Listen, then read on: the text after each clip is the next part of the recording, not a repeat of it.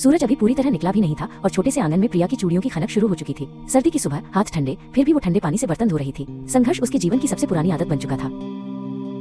बहू, क्या अब तक चाय ही चढ़ा रही है? आवाज आई। ये आवाज थी शांति देवी की। मेरी उम्र में तो हम 5 बजे उठकर पूरा घर निपटा दिया करते थे। आजकल की लड़कियों को बस बहाना चाहिए। शांति देवी ने पलंग से उठते हुए एक कड़वाहट भरा ताना दिया।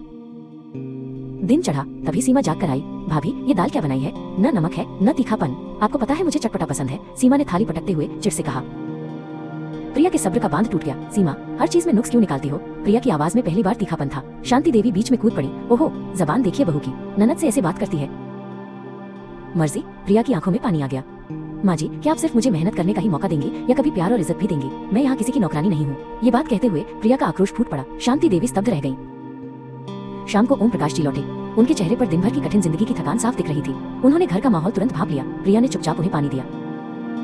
ओम प्रकाश जी ने अपनी जेब से कुछ मुड़े तुड़े नोट निकाले और धीरे से बोले, व्यापार में घाटा और सीमा की फीस। जिंदगी बहुत मुश्किल हो गई है शांति। शांति देवी की आंखें भर आई। ओम प्रकाश जी ने प्रिया का हाथ थामा। बहू, तुम इस घर की सबसे मजबूत कड़ी हो। मेरी भी गलती है, मैं चुप रहा। आज तुम चिल्लाई तो मुझे पता चला कि तुम कितनी तकलीफ में हो। अगली सुबह बदलाव अजीब सा लेकिन वास्तविक था। शांति देवी ने पहली बार रसोई में आकर धीमी आवाज में कहा, प्रिया, मैं चाय बना देती हूँ। ये आवाज ताने वाली नहीं थी, इसमें स्नेह और पछतावा घुला हुआ था।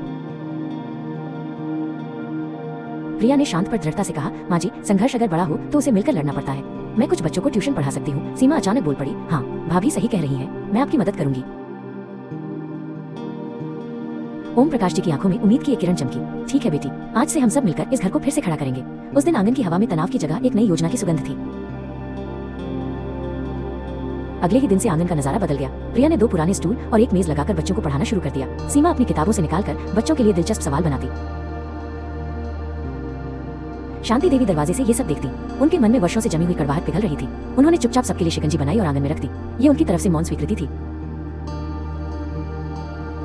तभी एक तार आया। प्रिया ने उसे खोला और उसका चेहरा पीला पड़ गया। शहर में काम करने वाला उसका पति रवि अपनी नौकरी खो चुका था और घर वापस आ रहा था। एक और बोझ।